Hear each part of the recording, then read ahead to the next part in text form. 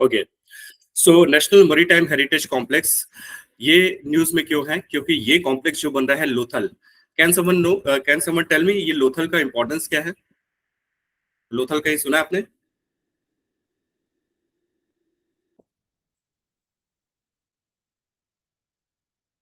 नवनीत?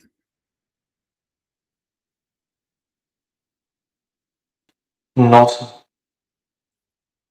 या anyone else? ना है? So most important site in Indus Valley civilization. Okay. तो इंडस वैली सिविलाइजेशन के टाइम का है ये नेशनल, ये जो लोथल है। और लोथल एक बंदरगाह था। लोथल एक डॉक है। ठीक है। तो क्या है कि इस डॉक को या इस जो बंदरगाह को, जो कि उस समय था, इंडस वैली सिविलाइजेशन के समय था, उस समय ये लोथल जो है एक इम्पोर्टेंट ट्रेड रूट के लिए काम करता था, है ना। वे व्यापार के लिए बहुत ज्यादा यूजफुल था।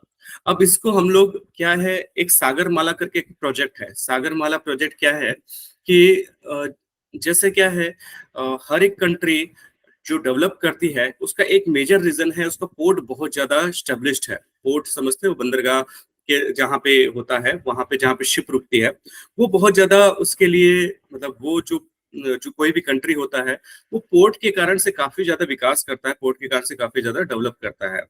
तो पास्ट में भी ऐसा था कि लोथल जो था, वो जो पास्ट के जो सिविलाइजेशन था, पास्ट की जो सभ्यता थी, उसके लिए ये एक काम करता था। क्या? ये एक पोर्ट का काम करता था। अब गवर्नमेंट ने सागरमाला प्रोजेक्ट में क्या किया है, जो लोथल को, इसको डेवलप करने का काम कर रहे हैं। जस्ट मिनट, एक मिनट। इसको डेवलप करने का काम कर रहे हैं। और इसको किस तरीके से डेवलप करना है कि इसमें तीन चार चीजें वो मेनली ला रहे हैं। पहला चीज है वर्ल्ड का highest light house. Light house समझते हो, जो शिप के मूवमेंट के लिए लाइट हाउस बने रहते हैं, उसको लाने का काम कर रहे हैं। सेकंड, सबसे लार्जेस्ट ओपन एक्वेटिक गैलरी, है ना। ओपन एक्वेटिक गैलरी मतलब समझ रहे हो कि ऐसा गैलरी या ऐसा प्लेस या ऐसा संग्रहालय जहां पे एक्वेटिक चीजें रखी हुई और ओपन है। थर्ड है नेवल म्यूजियम।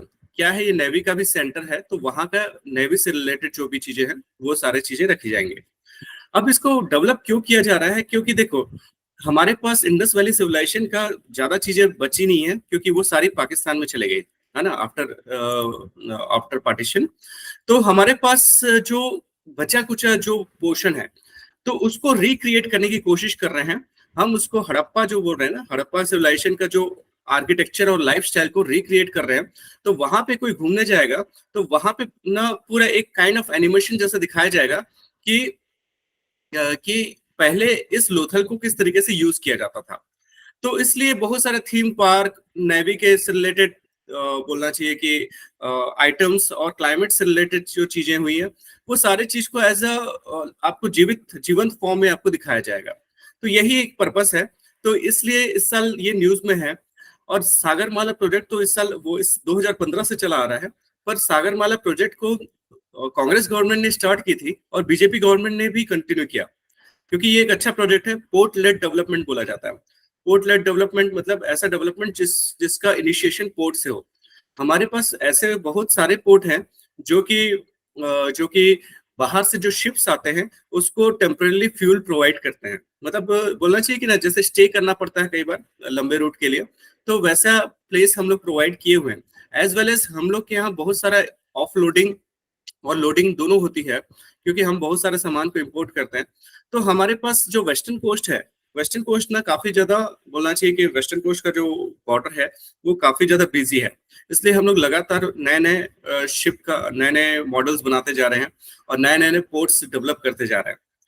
तो लोथल के बारे में जान लेते हैं। लोथल क्या है? 2400 बीसी, मतलब समझ लो कि देखो, अ, अ, अभी से 2000 साल पहले आएंगे तो वन पे आएंगे, और उससे 2400 बीसी मतलब 2500 4500 साल के आसपास, अभी से बोलना चाहिए कि, तो उस समय का ये सबसे पुराना ये था, बोलना चाहिए कि ये पोर्ट था।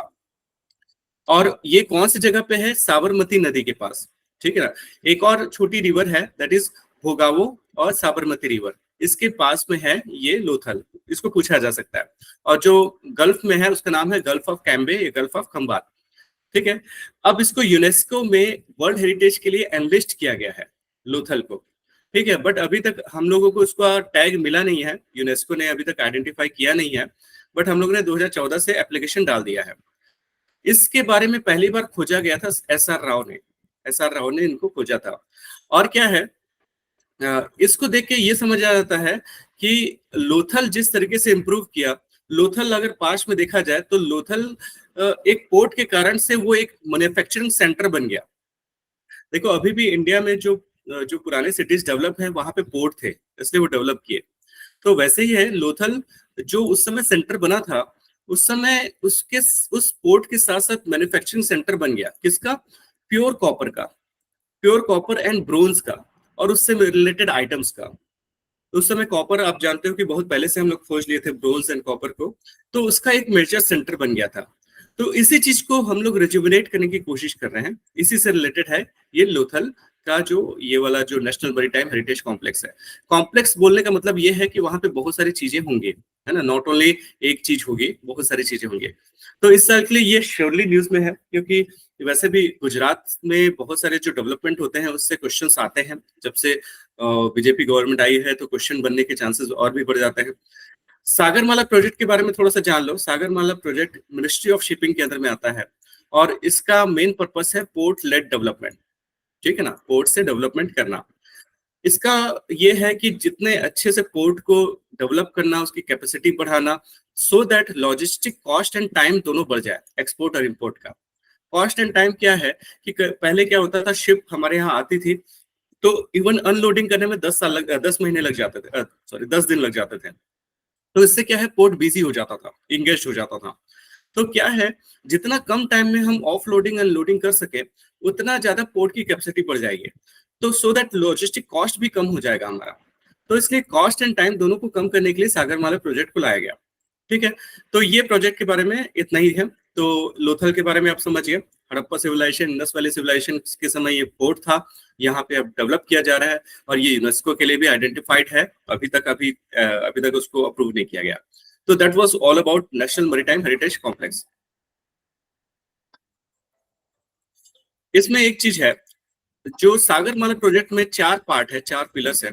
पहला है पोर्ट मॉडर्नाइजेशन, सेकंड है पोर्ट कनेक्टिविटी, थर्ड है port led industrialization, and fourth है कोस्टल कम्युनिटी डेवलपमेंट। देखो सागरमाला प्रोजेक्ट में अगर कोई पूछे तो क्या क्या चीजें हैं, पोर्ट को मॉडर्नाइज करना, फिर पोर्ट का कनेक्टिविटी रोड एंड रेल से बढ़ाना, तीसरा वहां पे इंडस्ट्री का क्लस्टर बनाना, चौथा वहां के लोगों को स्किल डेवलप करना ताकि लोकली एम्प्लॉयड हो सके, ठीक है। ये 3-4 चीजें जो है ये इसमें सागरमाला प्रोजेक्ट में है। तो दैट इज सफिशिएंट। अब इस टॉपिक से रिलेटेड जो बात है, अगला है हल दिवस। हल दिवस, तो ये हल दिवस क्या है, तो ये झारखंड में होता है। आपने संथाल विद्रोह सुना होगा, संथाल रेबेलियन सुना होगा। तो अभी झारखंड में या तो प्राइम मिनिस्टर का मेन फोकस ना ट्राइब्स पे बहुत ज्यादा हो गया है, आप सुने होंगे।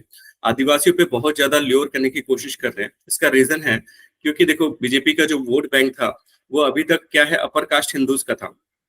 ट्राइब्स से नॉर्मली मायावती और बहुजन समाजवादी पार्टी को वोट मिलता था अभी तक। तो अब क्या है, प्राइम मिनिस्टर ने ये जैसे जनमन योजना बनाया, और एज वेल एज बहुत सारे योजना ना ट्राइब्स के को फोकस में रख के किया। और इस जनमन योजना का स्टार्ट ही उसने एक्चुअली बोला जाए तो यहाँ के जशपुर के पहाड़ी कोरवा जो ट्राइब्स हैं वहां से उन्होंने स्टार्ट किया। और उसमें उन्होंने बहुत सारे जो स्कीम्स हैं, जैसे उज्ज्वला स्कीम्स हैं और आवास योजना है, ये सब को क्लब करके जनमन योजना बना दिया। तो क्या है, आजकल क्या है, ट्राइब्स पे या आदिवासी पे बहुत फोकस है। चाहे स्टेट पीएससी हो चाहे यूपीएससी हो, आदिवासी से रिलेटेड जो न्यूज है वो बहुत ज्यादा इंपॉर्टेंट हो गया है। तो लेट्स सी, देखो संथाल के बारे में देखते हैं और ये हल दिवस क्यों मनाया जाता है। और प्राइम मिनिस्टर ने इसको खुद से ट्वीट किया, तो इसके बारे में हम जानते हैं। और आज आप ये भी जान रहे हो कि जो झारखंड के जो चीफ मिनिस्टर हैं वो अभी जेल में है, और झारखंड में मेनली जो ट्राइबल डोमिनेंस प्लेस है, तो वहां पे बीजेपी अपना वोट बैंक भी बनाना चाह रही है। तो ये सारा भी कारण है। खैर हम चाहते हैं क्या है कि संथाल रिबेलियन जो है, संथाल विद्रोह है, ये ब्रिटिशर्स के अगेंस्ट में हुआ था। नॉट ओनली ब्रिटिशर्स के अगेंस्ट में हुआ था, वो वैसे लोग के अगेंस्ट में भी हुआ था जो लोग ना इनको लोन देते थे और लोन के अवेज में उनसे उनको बंधुआ मजदूरी कराते थे, बॉन्डेड लेबर करवाते थे और उनको लाइफ लॉन्ग के लिए मजदूरी करना पड़ता था। और जबकि क्या था कि ये लोग जंगल में रहते थे, अपना खाते थे, इनको कोई इश्यू नहीं था। दिक्कत तब हुई जब इनका जंगल ले लिया गया। जंगल तो ले लिया गया, अब ये लोग अपने एरिया में ना रह के दूसरे एरिया में माइग्रेट, और माइग्रेट करने के बाद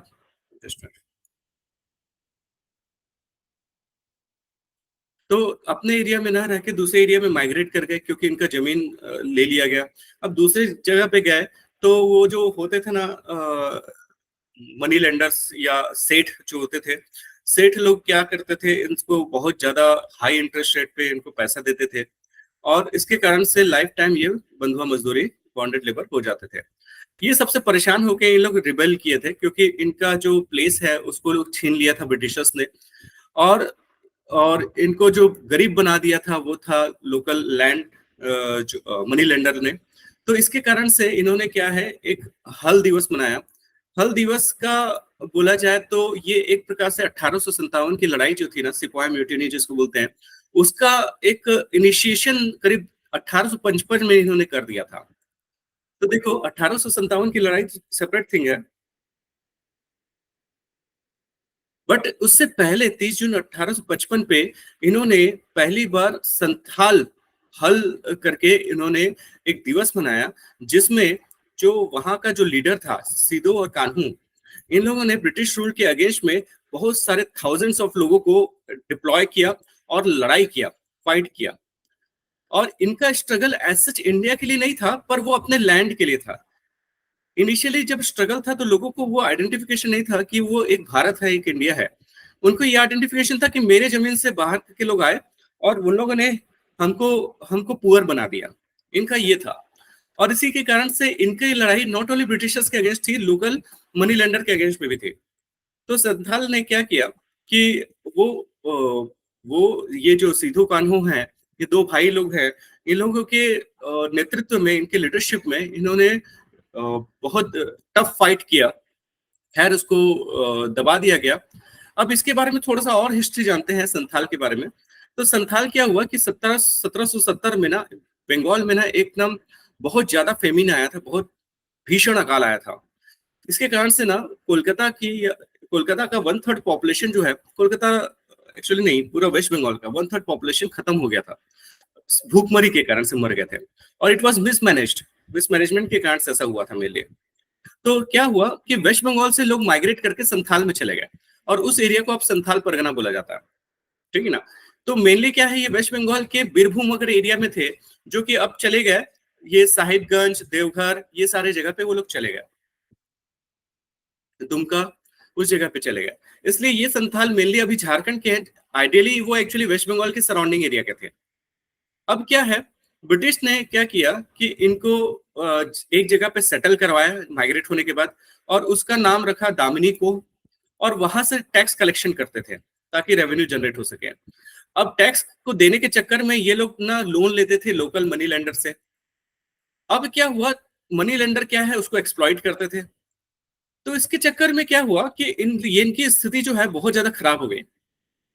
अब क्या हुआ, ये लोगों ने फिर ना म्यूटिनी चालू किया, इन लोगों ने लड़ाई चालू किया, और इस लड़ाई में जो जो लोगों ने इनको ऑप्रेस किया था, जो जो लोगों ने इनको लैंड से भगा दिया था, जो जो लोगों ने इनके साथ जाति की थी, उन सभी को उन्होंने, उनके सभी के अगेंस्ट में इन्होंने टफ फाइट किया।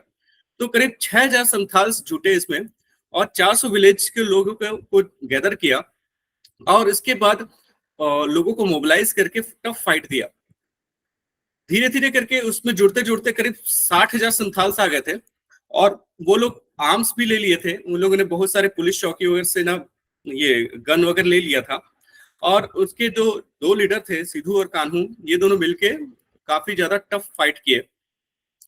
पर लेटर ऑन क्या हुआ कि उनको मतलब वो मर गए जो लीडर थे, और उसके कारण से फिर सारा चीज, इनका जो रिवोल्ट है वो खत्म हो गया। पर उसकी याद में हल दिवस मनाया जाता है। तो क्या है, हिस्ट्री के पर्सपेक्ट में देखा जाए तो संथाल रिबेलियन एक इंपॉर्टेंट पार्ट है, क्योंकि लगातार मोदी जी का इसी पे ज्यादा फोकस है, तो यूपीएससी भी क्वेश्चन कर सकता है। तो दिस वन इज हल दिवस, ठीक है, संथाल के लिए है। अगला है अलूरी सीतारमन राजू। ये भी एक ट्राइबल रिवोल्ट से रिलेटेड है। ये इस साल न्यूज में इसलिए है क्योंकि इनका 125वां बर्थडे है। इनका नाम फिर से याद रख लो, अलूरी सीतारमन राजू, ठीक है। तो है क्या और इन्होंने क्या किया था इसके बारे में समझते हैं। तो इन्होंने अभी ब्रिटिशर्स को टफ फाइट दिया था। ये ट्राइबल कम्युनिटी से बिलोंग करते थे और एक रंपा रिबेलियन करके आप हिस्ट्री में पढ़ोगे, रंपा विद्रोह करके, तो रंपा विद्रोह के ये लीडर थे, ठीक है ना। ये 1920 में इन्होंने चालू किया था क्या, विद्रोह। अब क्या है, इनका पर्पस क्या था और ये कितने लोगों के साथ जुड़े। तो क्या था कि उस समय एक कल्टीवेशन का सिस्टम चलता था जिसका नाम है पोदू। पोदू कल्टीवेशन मतलब क्या है कि जैसे पेड़ काटते थे, वहां पे खेती करते थे, फिर कुछ दूर के बाद फिर पेड़ काटते थे, फिर से खेती करते थे। इसको बोलते हैं स्लैश एंड बर्न या झूम कल्टीवेशन भी बोलते हैं। उन लोग उसको पोडू सिस्टम ऑफ कल्टीवेशन बोलते थे, ठीक है ना, पोडू सिस्टम। अब क्या है कि अब जैसे फॉरेस्ट उनका ही था तो वो फॉरेस्ट को क्लियर कर लेते थे और वहां पे खेती करते थे, कल्टीवेशन करते थे। तो ये इनका रेगुलर काम था। बट एक लॉ आया, एक बिल आया जिसके अंदर में, जिसका नाम था मद्रास फॉरेस्ट एक्ट। इसमें क्या बोला गया कि जो ट्राइबल्स हैं जो इस तरीके का काम कर रहे हैं फॉरेस्ट में, उनको रोक दिया जाए। तो पोडू एग्रीकल्चरल सिस्टम को एक प्रकार से रोक दिया गया और इनके फ्री मूवमेंट को भी रोक दिया गया। तो इसके कारण से क्या हुआ, इसके कारण से क्या है, इनको ऑप्रेसिव फील हुआ कि भाई हम अपना जो खेत है, अपनी जमीन पे खेती नहीं कर पा रहे हैं। और उसके बाद उन लोगों को क्या किया गया, लेबर बना के ना रोड और रेलवे लाइन को बनाने के लिए, वो भी हिली रीजन पे बनाने के लिए उनको यूज किया गया। इससे ये लोग ना बहुत ज्यादा खफा हो गए। इसके कारण से क्या हुआ, इन लोगों ने वॉर चालू किया जिसका नाम है गुरिल्ला वॉरफेयर। ये एक टैक्टिक्स है जो कि मराठा भी यूज करते थे, अभी नक्सलाइट यूज करते हैं, और जो जम्मू एंड कश्मीर में जो लड़ाई करते हैं जो टेररिस्ट, वो इसी वॉरफेयर को यूज करते हैं। गुरिल्ला वॉरफेयर में सिंपली ये है कि वो लगातार लड़ाई नहीं करते। ये लोग क्या करते हैं, सडनली छुप के अटैक करते हैं अचानक से, और अटैक करके मार के फिर से भाग जाते हैं। ये जीतना बहुत मुश्किल होता है क्योंकि क्या होता है, जैसे नक्सल के साथ क्या होता है, ये अचानक से आएंगे, किसी एरिया पे आएंगे और पूरे के पूरा टीम एक साथ फुल फोर्स से फाइट करता है एक जगह पे और उन लोग को मार के फिर से निकल जाता है। मराठा भी इसी वॉर टैक्टिक्स को यूज करते थे। तो जिनका वॉल्यूम कम है, जो कि डायरेक्ट लड़ाई नहीं कर पाते हैं, वो लोग इस टाइप का वॉरफेयर यूज करते हैं। तो इन लोगों ने, अल्लूरी सीतारमन ने रंपा रिबेलियन में इसी वॉरफेयर प्रैक्टिस का यूज किया और इसके कारण से बहुत सारे ब्रिटिश ऑफिसर्स, पुलिस स्टेशन को ये किया, रेड किया, उनको मारा, जिसके कारण से इन लोग इतना फ्रस्ट्रेट हो गए थे, ब्रिटिशर्स 1922 और 24 के बीच में इतना फ्रस्ट्रेट हो गए थे कि उनके नाम पे 10,000 रुपए का इनाम लगा है, जिंदा या मुर्दा, डेड और अलाइव, अल्लूरी सीतारमन के अगेंस्ट में। तो ये एक्चुअली बहुत ब्रेन, मतलब इनका दिमाग भी अच्छा खासा था, तो इनको पकड़ना इजी नहीं था।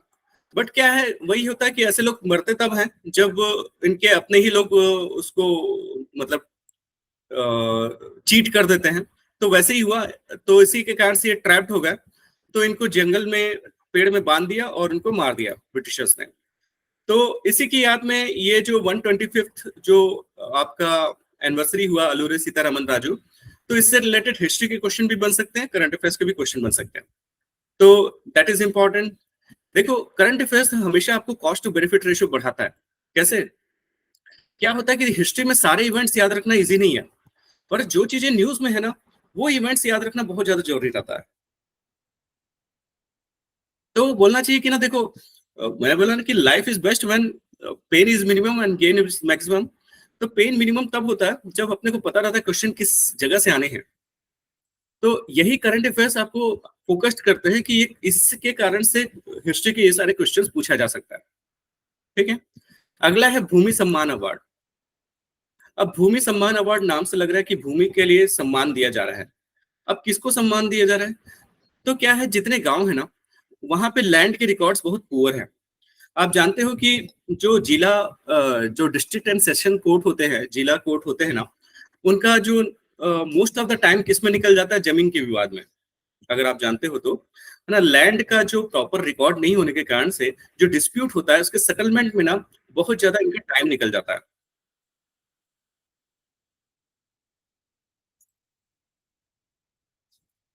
तो क्या है, गवर्नमेंट ने एक इनिशिएटिव लिया जिसमें उन्होंने बोला कि सारे लैंड रिकॉर्ड्स को डिजिटली कोडिफाई करके उसको नेशनल जो डेटाबेस है उसमें स्टोर करना।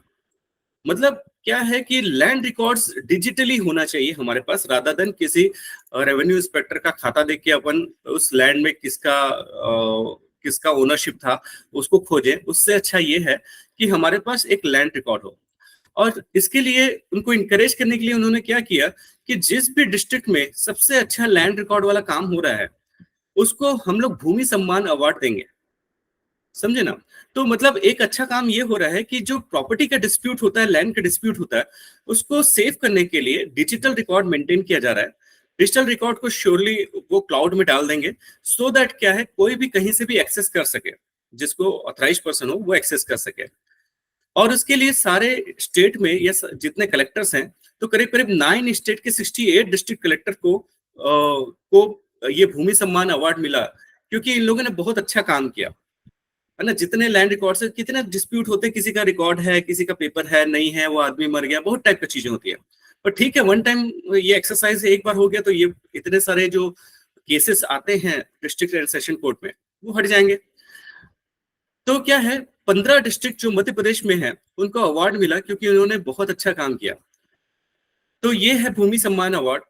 अब इसके बारे में देख लेते हैं, ये डिपार्टमेंट ऑफ जो land record under ministry of rural development है, इसके बारे में देख लेते हैं। तो ये जो रिकॉर्ड है, जो डिजिटल वाला रिकॉर्डिंग का जो फैसिलिटी है, ये सेंट्रल सेक्टर स्कीम है। मतलब पैसा आएगा सेंट्रल सेक्टर से, मतलब सेंट्रल गवर्नमेंट से पैसा आएगा इसके लिए।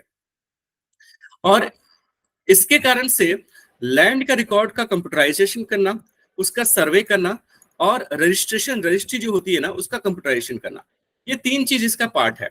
ठीक है।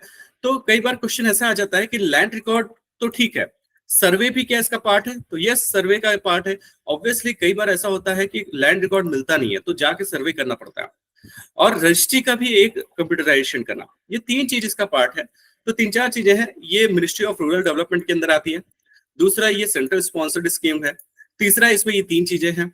चौथा, ये भूमि सम्मान अवार्ड जो है उस डिस्ट्रिक्ट को मिलेगा जिस डिस्ट्रिक्ट में ये सबसे अच्छा काम हुआ है लैंड रिकॉर्ड का डिजिटलाइजेशन का। ठीक है। तो ये था इसलिए न्यूज में। ऐसा ये बहुत ज्यादा इंपॉर्टेंट नहीं है, ठीक है ना। भूमि सम्मान अवार्ड सिंपल चीज है, पर ऊपर के 2-3 चीजें जो मैंने बताया वो काफी इंपॉर्टेंट है। अगला है हम्पी ग्रुप ऑफ मॉन्यूमेंट्स। तो ये पिक्चर्स आपने देखा होगा नोट में, ये हम्पी के टेम्पल्स हैं। आपने ये देखा है कि देखो ये रथ जैसा बनाया गया है ना, यू कैन सी रथ जैसा इसको बनाया गया। ये यूनेस्को वर्ल्ड हेरिटेज साइट है ना, तो इंडिया का है। यू शुड बी नोइंग कि ये किस लिए इंपॉर्टेंट है। तो इसका एनलिस्टिंग वर्ल्ड हेरिटेज साइट में इसलिए किया गया क्योंकि इसका कल्चरल एंड फिजिकल सिग्निफिकेंस है। क्योंकि इस जगह पे जिस आर्किटेक्चर सिस्टम का यूज किया गया है उसका नाम है द्रविडियन आर्किटेक्चरल सिस्टम, और ये उसका यूनिक एग्जांपल है। इसलिए इसको ये जो हम्पी है इसको यूनेस्को में डाला गया। यूनेस्को ने बोला जाए तो एक कमिटी बनाता है। पहले इसका प्रोसेस क्या होता है ये अपन जानते हैं कि किसी भी साइट को वर्ल्ड हेरिटेज साइट में डालने के लिए क्या प्रोसेस है। तो जो कंट्री है जो किसी मॉन्यूमेंट को या किसी साइट को यूनेस्को में डालना चाहता है वो पहले अप्लाई करता है। तो पहले नॉमिनेट करता है कि ये साइट को डाला जाए, और उस साइट के इम्पोर्टेंस को हाईलाइट करता है कि क्यों ये साइट इंपॉर्टेंट है। तो उसका नाम है आउटस्टैंडिंग यूनिवर्सल वैल्यू। क्यों इसका इतना ज्यादा मतलब गुण है, क्यों इसको इतना ज्यादा अपने को प्रोटेक्शन देना चाहिए, या इसका इंपॉर्टेंस क्यों है, तो उसके बारे में हाईलाइट करता है। फिर वहां की जो कमिटी है वो 10 पैरामीटर्स में चेक करती है कि इस 10 पैरामीटर्स में कौन सा पैरामीटर इसके लिए करेक्ट है। क्योंकि वर्ल्ड हेरिटेज साइट के लिए 10 पैरामीटर या 10 क्राइटेरिया है। अगर उसमें से एक क्राइटेरिया भी फुलफिल होता है तो उसको वर्ल्ड हेरिटेज साइट का टैग मिल जाता है। तो वो 10 क्राइटेरिया में से ये ये एक क्राइटेरिया तो फुलफिल करता ही था, as well as other criterias भी फुलफिल करता था पार्शियली। तो इसलिए इसको वहां का जो नॉमिनेशन हुआ, जो वर्ल्ड हेरिटेज साइट के काउंसिल में, उसको इवोल्यूशन करता है international council of monuments and site. वो इवोल्यूशन करता है और उसके बाद रिकमेंड करता है वर्ल्ड हेरिटेज कमेटी को। तो यहाँ पे पहला क्या आया, कंट्री ने, जो कंट्री नॉमिनेट करना चाहता है वो क्या बोला, एक एप्लीकेशन दिया, नॉमिनेट किया। नॉमिनेट करने के बाद वो बताया कि इसमें कौन से यूनिवर्सल वैल्यूज हैं, वो दे दिया। इसके बाद इंटरनेशनल काउंसिल ऑफ मॉन्यूमेंट्स ने देखा कि वो 10 क्राइटेरिया में से ये कौन कौन से क्राइटेरिया फुलफिल करता है, और वो अगर सेटिस्फाइड होता है तो वो अपना रिकमेंडेशन वर्ल्ड हेरिटेज कमेटी को दे देता है। वर्ल्ड हेरिटेज कमेटी देखता है कि हाँ इसको देने लायक है, नहीं है, सारे एंगल से चेक करता है, फिर उसको वो आइडेंटिफाई कर लेता है। इस तरीके से वर्ल्ड हेरिटेज साइट बनता है। अब हम्पी के बारे में थोड़ा सा जान लेते हैं। तो हम्पी विजयनगर जो एम्पायर था, करीब 14th और 16th सेंचुरी के बीच में जो था, कर्नाटका के बेल्लारी डिस्ट्रिक्ट, जहाँ पे आपको आयरन वगैरह मिलता है, बेल्लारी हॉस्पिटल वगैरह जानते हो, इस जगह पे आयरन और मिलता है, और वो तुंगभद्रा रिवर का बेसिन भी है। तो ये 2-3 चीजें याद रखनी है। पहला, विजयनगर किंगडम का है हम्पी। दूसरा, तुंगभद्रा रिवर के कोस्ट पे है, तट पे है। तीसरा, ये बेल्लारी डिस्ट्रिक्ट कर्नाटका में है। ठीक है, इस जगह पे 3-4 टेम्पल हैं जो कि मार्वल हैं, बहुत यूनिक एग्जांपल्स हैं। जैसे है, एक है विठल टेम्पल, दूसरा है विरूपाक्ष टेम्पल। ये दोनों ही टेम्पल सबसे ज्यादा इंपॉर्टेंट है। उसके अलावा कृष्णा टेम्पल, नरसिम्हा, हेमकूटा, ये सारे टेम्पल्स हैं। तो इसलिए इसको ग्रुप ऑफ मॉन्यूमेंट्स बोला जाता है, हम्पी ग्रुप ऑफ मॉन्यूमेंट्स, क्योंकि बहुत सारे टेम्पल्स को मिला के बोला जा रहा है इसको, जिसमें मेन है विठल एंड विरूपाक्ष। इसको रथ के पैटर्न में बनाया गया, चैरियट स्ट्रीट के पैटर्न में बनाया गया, जिस रथ अभी मैंने दिखाया ना, वैसा बनाया गया। ठीक है, तो द्रविडियन आर्किटेक्चर का पार्ट है ये। ठीक है, तो तुंगभद्रा रिवर के पास में है। तो हम्पी के बारे में आपने ये जाना। हम्पी इस साल न्यूज में इसलिए भी है कि G20 का एक समिट यहाँ पे हम्पी में कराया गया, ताकि यूनिवर्सली लोग आइडेंटिफाई करें कि ये किस कारण से इतना ज्यादा यूजफुल है या इतना ज्यादा बेहतरीन साइट है करके। तो इसलिए ये हम्पी न्यूज में है। ठीक है, ये है हम्पी ग्रुप ऑफ मॉन्यूमेंट्स। अगला आता है रुद्रगिरी हिलॉक, है ना। रुद्रगिरी हिलॉक, हिलॉक बोलने का मतलब ये है कि पहाड़ से भी छोटा छोटा एरिया, है ना, पहाड़ी जिसको बोलते हैं उससे भी छोटा। अब ये क्या चीज है रुद्रगिरी हिलॉक? तो रुद्रगिरी हिलॉक काकतीय डायनेस्टी जो होता है, काकतीय वंश जो जानते हो आप, काकतीय डायनेस्टी का एक बोलना चाहिए कि उसके एग्जिस्टेंस का एक प्रमाण है, एक प्रूफ है। पर वो नॉट ओनली काकतीय डायनेस्टी का है, but rock painting pre historic time का है, मेसोलिथिक टाइम का भी है ये। मतलब समझ लो कि जब ना पत्थर वत्थर वाला जो यूज होता था, जब लोग ना गुफा में रहते थे, केव्स में रहते थे, उस समय भी लोग रहने के लिए इस जगह को यूज करते थे। तो यहाँ पे 2 समय का आर्ट वर्क दिखता है, एक तो काकतीय डायनेस्टी का टाइम का, और दूसरा प्री हिस्टोरिक टाइम का, मतलब जब पत्थर वत्थर का यूज, पाषाण युग वाला जो था ना, उस टाइम के समय का। तो ये 2 टाइम का वहां पे आर्ट वर्क मिलता है। अब इसमें क्या चीजें हैं और ये अभी क्यों अपन का न्यूज में है? क्योंकि ये रिसेंटली हम लोगों ने इसको आइडेंटिफाई किया, इसको डिस्कवर किया गया, अभी अभी खोज निकाला गया। अब इसमें दिखाया क्या गया है, यू कैन सी, आपको ये दिख रहा होगा, ये गदा पकड़े हुए हैं और कोई हनुमान जी जैसा दिख रहे हैं, यहाँ पे भी कोई हनुमान जी जैसा दिख रहा है। तो यहाँ पे क्या दिखाया गया है, ये जो 2 वानर ब्रदर्स थे, वार्नर बोल रहा था, वानर ब्रदर्स थे, पाली और सुग्रीव, इनकी लड़ाई को दिखाया गया है। और इसमें दिखाया गया है कि सुग्रीव के पीछे श्री राम जी हैं, जो कि एक्चुअल में हमारे स्टोरी में है ना, कि सुग्रीव और उसकी बाली की लड़ाई होते रहती है, फिर सुग्रीव को हेल्प करने के लिए श्री राम जी धनुष चढ़ाते हैं और बाली मर जाता है। तो ये जो मोमेंट है इसको दिखाया गया है यहाँ के पेंटिंग्स में। इवन इसमें हनुमान जी को संजीवनी लाते हुए जो वो है, लक्ष्मण जी के लिए जो संजीवनी लाते हैं, उसको भी दिखाया गया है इसमें। इसके अलावा शंख और यज्ञ, ये सबको भी दिखाया गया है इस यहाँ पे, इस गुफा में। तो ये सारी चीजें इस जगह पे पेंटिंग्स के फॉर्म में हमको मिलते हैं। इसमें पर्टिकुलरली जो तीसरा केव है, तीसरा जो गुफा है, उसमें आपको मेसोलिथिक एरा का, उस समय का रॉक पेंटिंग मिलता है। तो काकतीय डायनेस्टी जब आया तो इसने अदर केव्स में भी बहुत सारे मॉडिफिकेशन किए। तो एक समय यहाँ पे बहुत सारे लोग रहते थे इस जगह पे, है ना। और इसलिए इसका इम्पोर्टेंट रोल हो जाता है, क्योंकि ये उस समय ना ये जंगली जानवरों से बचाने के लिए ये यूज होता था। ये आंध्र प्रदेश के गुंटूर डिस्ट्रिक्ट में है, ठीक है ना, आंध्र प्रदेश के गुंटूर डिस्ट्रिक्ट में है। ये एक प्रकार से 5000 बीसी पहले, समझ लो कि 5000 बीसी उस समय लोगों के रहने का काम करता था। तो उस समय का एक इंपॉर्टेंट एविडेंस देता है। तो ये अभी अभी हम लोगों ने इसको आइडेंटिफाई किया। अब काकतीय डायनेस्टी के बारे में जान लेते हैं। ये 12th सेंचुरी में ये हमारे इंडिया में था, वारंगल एरिया पे, है ना, काकतीय।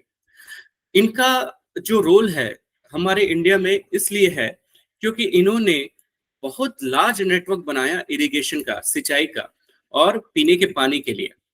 इन्होंने नेटवर्क बनाया उस समय। इस जगह पे ऐसा क्यों बनाया गया? क्योंकि वेस्टर्न घाट का ये ईस्टर्न पार्ट है, तो पानी की कमी थी। तो इसलिए ईस्टर्न घाट के जितने टेम्पल हैं वो वाटर का स्टोरेज भी रखते हैं, एज वेल एज वो इरिगेशन का सिस्टम भी रखते हैं, सिंचाई की व्यवस्था भी रखते हैं। तो ये अभी से नहीं, उस समय से चलता आ रहा है। तो काकतीय जो वंश है, इन्होंने इस नेटवर्क ऑफ इरिगेशन में एक्सेल कर लिया था और ड्रिंकिंग वाटर का जो चैनल बनाते हैं वो काफी ज्यादा डेवलप कर दिया था। बट क्या हुआ, 1303 में अलाउद्दीन खिलजी जो है, इन्होंने इस पे अटैक किया, जिसके कारण से एक्चुअली काकतीय डायनेस्टी धीरे से डाउन हो गई। इनिशियली काकतीय ने उनको टफ फाइट दिया, अलाउद्दीन खिलजी ने।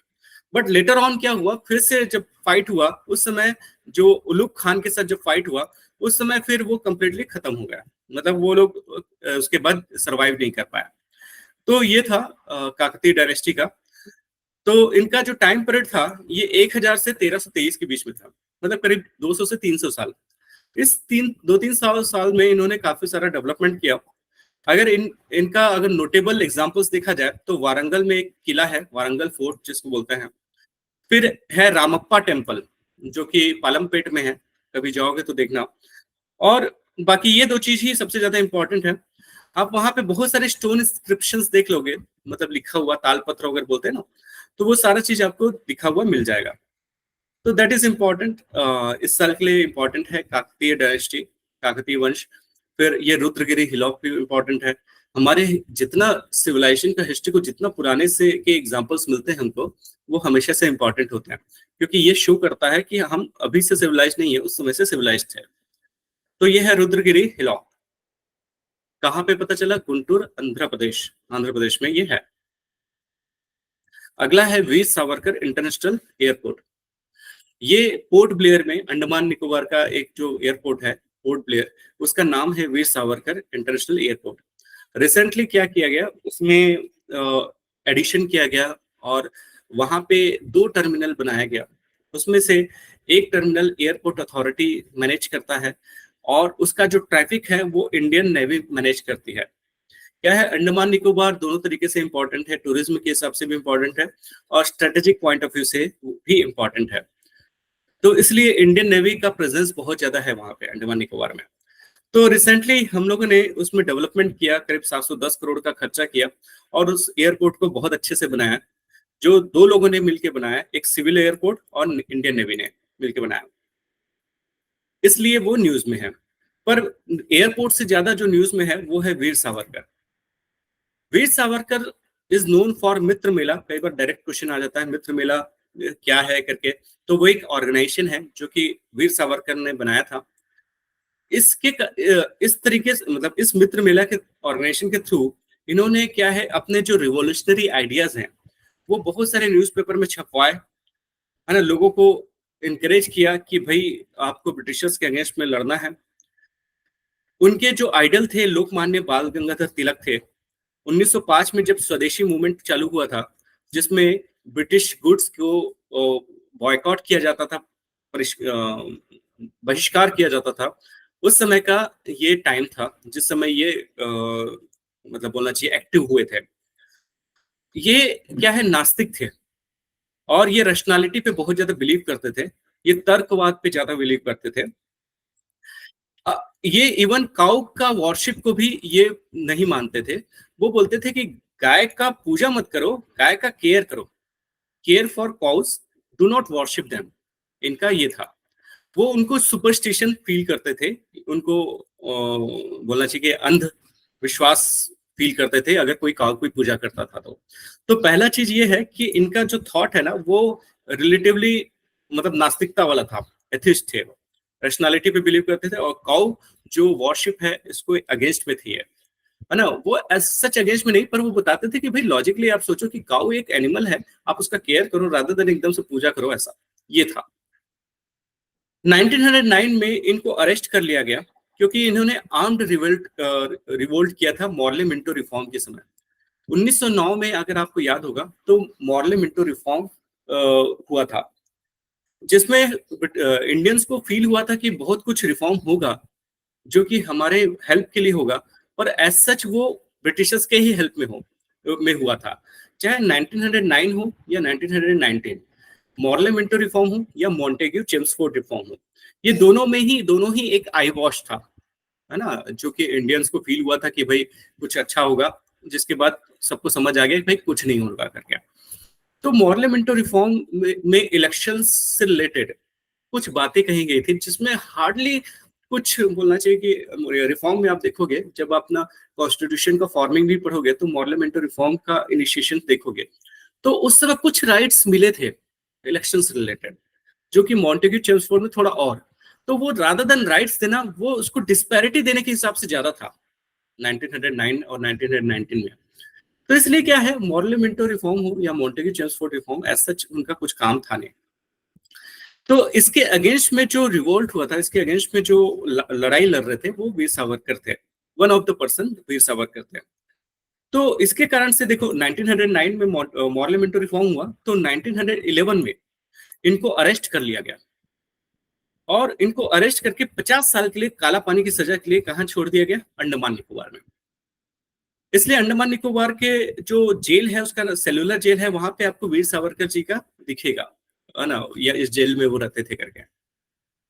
वो जेल बना ही था लोगों को टॉर्चर करने के लिए, यातनाएं देने के लिए, सेलुलर जेल था। और इतना दूर फेंकने का पर्पस ये था कि ये लोग कहाँ एक्टिव थे, महाराष्ट्र में, और अंडमान निकोबार इतना दूर।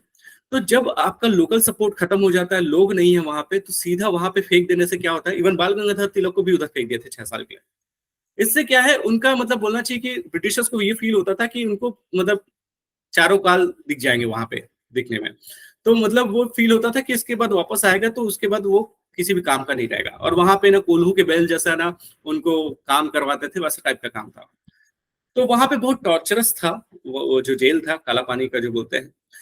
तो इसलिए जो सावरकर है, इनको कई बार ना देशद्रोह भी बोला जाता है, क्योंकि उन्होंने क्या किया, अपने मर्सी के लिए काफी ज्यादा दया याचना की, मर्सी के लिए बेगिंग किया उन्होंने ब्रिटिशर्स को, ऐसा बोला जाता है ना। अब ऐसा है कि नहीं है, दैट्स नॉट श्योर, पर ऐसा बोला जाता है। बट इसके जो सपोर्टर है वीर सावरकर के, वो ये बोलते हैं कि वो एक्चुअली इसलिए करना चाह रहे थे ताकि उनके जो फॉलोअर्स है एटलीस्ट वो लोग छूट जाएं, है ना, एटलीस्ट उनको छोड़ दो, ताकि ये इसलिए वो बेगिंग कर रहा था। तो इसलिए क्या है, ये थोड़ा सा ये जो हीरो है, ये कई बार कई जो गवर्नमेंट है इनको डाउन साइड में देखती है, पर कुछ गवर्नमेंट इसको देखती है कि ये हो सकता है, वो उस तरीके से सोचते थे कि भाई छूटेंगे तभी तो कुछ आगे काम करेंगे, और अगर आप जेल में ही रहोगे 50 साल तो फिर आगे कैसे काम कर पाओगे। तो कभी कभी एक स्टेप पीछे लेना भी पड़ता है, ऐसा फील था, क्योंकि वहां से निकलना इम्पॉसिबल था, क्योंकि अंडमान से निकलने के लिए फिर शिप चाहिए, शिप से आप कैसे जाओगे, शिप भी कौन प्रोवाइड करेगा। तो मतलब एक प्रकार से वो सारा लाइफ आपका वहां खत्म हो गया, क्योंकि 50 साल वहां पे रहना है। तो इसलिए उन्होंने शायद बेगिंग की हो ताकि वो निकले, ताकि कुछ काम कर सके। तो उनको जेल से 1924 में निकाला गया, मतलब करीब 13 साल के बाद उनको निकाल दिया गया।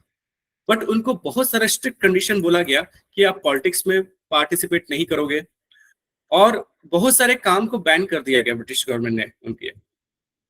तो क्या हुआ, उन्होंने बहुत सारी बुक्स लिखी, जैसे क्या है Indian war of independence 1857, drama, Shraddhanand, Mazzini, ये सब जो बुक्स लिखी थी, मराठी में लिखी थी। उसमें एक चीज है कि उन्होंने क्या लिखा था, एक बुक था हिंदुत्व करके, उन्होंने दो चीजों इसमें दो सेपरेट नेशन हिंदू और मुस्लिम के लिए लिखा था, जो कि सबसे ज्यादा कंट्रोवर्शियल था, है ना। तो पहली बार देखो दो सेपरेट नेशन हिंदू की तरफ से, है ना, इन्होंने एक बुक में मेंशन किया था। और नॉट ओनली मेंशन किया, जो हिंदू महासभा होता था 1937 में, उसमें उसको पारित भी करवाया, ठीक है ना, उसको रिजोल्यूशन को पास भी करवाया। तो नॉट ओनली दिस, सावरकर को जब ना महात्मा गांधी जी की जो मृत्यु हुई थी, डेथ हुई थी, तो इवन सावरकर जी के अगेंस्ट में भी चार्जशीट डाला गया था, बट इनके सपोर्ट में कोई एविडेंस नहीं मिला, तो इसलिए उनको छोड़ दिया गया। तो मतलब कांग्रेस ने इनको सपोर्ट क्यों नहीं किया? क्योंकि ये शायद इनडायरेक्टली अटैच थे महात्मा गांधी की डेथ के लिए भी। अब देखो ये हिंदू वाले महासभा साइड में थे, देखो इनिशियली ये रैशनल थे, आप देखो इनिशियली रैशनल थे, इसके बाद वो पेट्रोटिक बन गए, पेट्रोटिक होने के बाद वो हिंदू बन गए, है ना, और हिंदू मतलब और हिंदू बन गए, फिर हिंदू मुस्लिम के लिए अलग करने लगे, फिर हिंदू महासभा में चले गए। इसके बाद इन्होंने क्या, इवन जो क्या बोलना चाहिए, गांधी जी ने बोला था ना, कि गांधी जी ने बोला था कि यहाँ पे मुस्लिम्स रह सकते हैं और पाकिस्तान में जिनको जाना है जाए, पर यहाँ पे हिंदू और मुस्लिम दोनों रह सकते हैं। ये एक रीजन था जिसके कारण से शायद ये उनके डेथ के लिए इन्वॉल्व थे, इनडायरेक्टली या डायरेक्टली। तो ये चीजें चार्जशीट इसलिए डाला गया था, पर सब एविडेंस नहीं मिला, पर डाउट तो था, इसलिए ना कभी भी जो कांग्रेस गवर्नमेंट ने कभी भी वीर सावरकर को हाईलाइट नहीं किया। 1966 में इन्होंने एक हंगर स्ट्राइक किया और उन्होंने खुद से समाधि ले लिया 1966 में। तो करीब 1 फरवरी से 26 फरवरी तक ये क्या है, भूख में रहे, अनशन में रहे, और उसके कारण से उनकी डेथ हो गई। तो एक प्रकार से वो अपने आप, मतलब बोलना चाहिए कि इच्छा मृत्यु जैसा, मतलब समझ लो कि खुद से ही वो उन्होंने ये अनशन करके ये इनकी डेथ हो गई। तो ये है वीर सावरकर के बारे में। तो अब जो भी है आप उसमें से अपने रिलेटेड कंटेंट्स निकाल सकते हो, पर इतना content is sufficient so that Veer Savarkar के बारे में कुछ भी आएगा तो आप इसमें बता सकते हो। पर जब भी लिखोगे ना तो ऐसा मत लिखना कि ही वॉज इन्वॉल्व इन, नहीं। तो उसमें जब भी लिखोगे आप ये बोलना कि ही वॉज, बोलना चाहिए कि इट इज सजेस्टेड या it was in the chargesheet it was mention कि he was involve in the conspiracy against the killing of Mahatma Gandhi. तो रादर देन आप ऐसा मत लिखना कि वो मार दिए, ऐसा मत लिख दीजिएगा, उसको लिखिएगा ऐसा बोला जाता है या ऐसा चार्जशीट में मेंशन था कि वो इन्वॉल्व थे। तो हमेशा से सेफ साइड में लिखना। वैसे क्या है, आप लिखना जब भी मेंशन करते हो तो ये मेंशन करना कि इनकी बुक्स में ये मेंशन था कि हिंदू एंड मुस्लिम के लिए सेपरेट नेशन के बारे में इन्होंने बात की थी। कभी भी आप अपने ऊपर मत लेना आंसर लिखने में, है ना, हमेशा से किसी को सजेस्ट करते हुए बताना कि इस तरीके से इस बुक में इस जगह पे मेंशन किया गया है, ठीक है। हिस्ट्री को इसी तरीके से कोट किया जाता है रादर देन अपना इंडिविजुअल ओपिनियन देते हुए किया जाता है। तो ये है। तो वीर सावरकर के बारे में आपने समझ गए अच्छा खासा। हम्पी के बारे में वही चीज है, बस G20 का शेरपा समिट हुआ था यहाँ पे, तो इसलिए इस साल वो न्यूज में था, और इस बारे में हम लोग ऑलरेडी पढ़ चुके हैं अभी।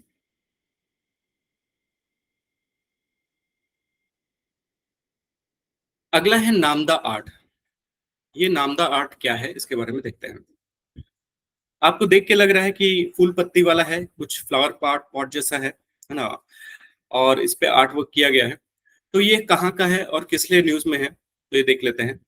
तो स्किल डेवलपमेंट, जो कौशल विकास का जो चल रहा है, इसमें नामदा आर्ट प्रोडक्ट को यूके में एक्सपोर्ट करने के लिए हम लोग ने अप्लाई किया था और यूके में एक्सपोर्ट किया जा रहा है। ये नामदा का जो आर्ट है कश्मीर का है, जिसको रिवाइव किया गया स्किल इंडिया प्रोग्राम में। प्रधानमंत्री कौशल विकास योजना जो है, इसके अंडर में करीब 2200 कैंडिडेट को स्किल दिया गया और इस आर्ट को फिर से रिजुविनेट किया गया, इस कला को फिर से जीवन दिया गया। इस नामदा आर्ट में क्या है, तो 16th सेंचुरी में मुगल एम्परर जो अकबर थे, उनको ना जिस घोड़े पे बैठते थे, तो घोड़े में बैठने के लिए एक ना शॉल टाइप का चीज की रिक्वायरमेंट थी, है ना, क्योंकि करता है घोड़ा जहाँ पे अपन बैठेंगे तो उसके लिए इसकी जरूरत पड़ी थी, है ना, इस टाइप का कपड़े की जरूरत पड़ी थी। तो इसलिए क्या है, ये नामदा का जो आर्ट का जो गारमेंट है, या गारमेंट नहीं बोलना चाहिए, कि टेक्सटाइल वर्क है, ये चीज का यूज मेनली घोड़े के ऊपर में यूज करने के लिए बना था। इसका जो नाम है नामदा, ये एक सूफी संत थे, सूफी सेंट है, शाह हमदान करके, उनसे ये पड़ा है उनका नाम, जो कि कश्मीर में है। इसके लिए जो फैब्रिक यूज किया गया है वो भेड़ का ऊन है, शिप वूल है, इसको यूज किया गया है। इसमें एम्ब्रॉयडरी वर्क है, और इसी तरीके से कश्मीर का कारपेट को भी बनाया जाता है। कश्मीर का कारपेट आप जानते हो कि काफी ज्यादा फेमस है। इसमें यह चीज है कि नॉर्मली किसी भी ऊन को ना बुना जाता है, वोवन किया जाता है, पर इसमें ऐसा नहीं, एक लेयर दूसरा लेयर एक के ऊपर बिछाया जाता है, यहाँ पे वोवन नहीं होता है ना। ये चीज इसमें है। अब कैसे किया जाता है, छोड़ो वो काम करिए। तो इसमें मल्टीपल लेयर सैंडविच किया जाता है, और उस तरीके से उसमें कुछ बनाया जाता है, जिसमें मेनली थीम जो होता है वो फ्लावर और लीव्स का होता है। और अगर देखा जाए तो इस टाइप का कल्चर हम लोगों को अफगानिस्तान, ईरान, अदर जगह पे भी मिलता है। ठीक है, तो आपको जानने के लिए बस इतना है। नामदा आर्ट, नामदा की जो कला है, ये एक वुवन नहीं है, सिला हुआ नहीं है, ये ऊन के ऊपर बनाया जाता है, शिप के जो वूल्स हैं उसके ऊपर बनाया जाता है। इसमें मल्टीपल लेयर बिछाया जाता है, इसमें फ्लावर एंड लीव्स का थीम होता है। ये कश्मीर में फ्लरिश किया है, प्रधानमंत्री कौशल विकास के अंदर में इसको डाला गया है, और इसको रिजुवनेट करवाया गया है मुगल के टाइम से। इसमें इसको यूज किया जा रहा है घोड़े के कवरिंग के लिए। अब इसको यूके गवर्नमेंट को एक्सपोर्ट किया जा रहा है, या यूके में एक्सपोर्ट किया जा रहा है। That is the thing of Namda art, इसलिए ये न्यूज में है। तो आर्ट एंड कल्चर में आपका ये चीज को न्यूज में है। फिर अगला है चाविन। चाविन द हंटा। चाविन एक कल्चर का नाम है, जैसे आप इंडस वैली बोलते हो, वैसे मायन कल्चर बोलते हो, वैसे चाविन करके एक कल्चर है, जो कि पास्ट का बहुत फेमस कल्चर था। चाविन पेरू के साइड में, पेरू बोलना चाहिए कि साउथ अमेरिका के साइड में, करीब 3000 साल पुराना एक हम लोगों को सिल्ड कॉरिडोर मिला। सिल्ड कॉरिडोर मतलब क्या है, एक ऐसा कॉरिडोर, एक ऐसा गलियारा जो कि एक टेम्पल की तरफ जाता है। आप इसको देख के समझ आ जाएगा कि एक कॉरिडोर जैसा दिख रहा होगा, है ना। तो इस टाइप का आपको मिला है। ये कितना पुराना है, ये 1500 बीसी के आसपास का है, तो काफी ज्यादा पुराना है। खैर अभी हम लोगों ने हिलॉक वाला देखा है ना, वो तो करीब 5000 साल पुराना था। ठीक है, तो ये प्री कोलंबियन टाइम का है, कोलंबिया के पहले का टाइम का है ये। इस जगह पे आपको चाविन पीपल जो है, वहां का जो कल्चर है कितना रिच था, ये चीज का एग्जाम्पल है ये। वो जो चाविन कल्चर है अपने आर्ट के लिए काफी ज्यादा फेमस है, और इसलिए इस साइट को ऑलरेडी यूनेस्को ने आइडेंटिफाई कर लिया है 1985 में। रिसेंटली हम लोगों को चाविन का एक बर्ड जो है, जिसका नाम है कॉन्डोर, ये कॉन्डोर जो है, इसके बर्ड का माउथ वाला एक स्टोन मिला, ये जो दिख रहा है आपको, और उसके जो विंग्स हैं उसका भी हम लोगों को स्टोन पे आर्टवर्क दिखा, जो उस समय का सबसे बड़ा एनिमल बोला जाता है। मतलब जो उड़ने वाला एनिमल बोला जाता है वो सबसे बड़ा है, largest bird in the world. तो ये जो मिला है हमको, ये जो पैसेज है, ये एक्चुअली ब्लॉक्ड था, हम उसको खोल नहीं रहे थे, क्योंकि हमको लगता था अगर हम उसको खोलेंगे तो टेम्पल गिर जाएगा। तो किसी तरीके से उसको ओपन किया गया, इसलिए ये आपको अंदर में आपको चीजें दिखी। तो ये एक आर्ट वर्क है चाविन का, जो कि पेरुगे में, साउथ अमेरिका में मिला हमको। As such it is not that much important कि इसमें से क्वेश्चन पूछा जाए, क्योंकि एक तो इंडिया में ही आर्ट वर्क इतने सारे हैं, आर्ट एंड कल्चर की चीजें इतनी सारी हैं कि वर्ल्ड का पूछने से ज्यादा कोई मतलब नहीं है। But it was in the news. जैसे मायन कल्चर जानते हैं, वैसे चाविन कल्चर आपको जानना चाहिए, है ना। तो इसलिए आप बस एक एज ए नॉलेज पर्पज से आप जान लो, पर एज सच इसमें से क्वेश्चन नहीं बनने चाहिए। तो ये आपका आर्ट एंड कल्चर वाला आज का पार्ट खत्म हुआ। ठीक है, तो इसमें से जो सबसे इंपॉर्टेंट थे मैं आपको ऊपर के में दिखा देता हूँ, जिसको आपको डेफिनेटली रिवाइज करना चाहिए। उसमें है एक तो हल दिवस जो है, इसको आपको ध्यान रखना है, संथाल रिबेलियन वाला था। अल्लूरी सीतारामन राजू, ये Hampi group of monuments, Rudragiri and Veer Savarkar, ये 4-5 जो चीजें हैं ये बहुत ज्यादा इंपॉर्टेंट है। जिसमें से क्वेश्चन बनने चाहिए। ठीक है, यहां तक किसी को कोई डाउट है? You can ask me.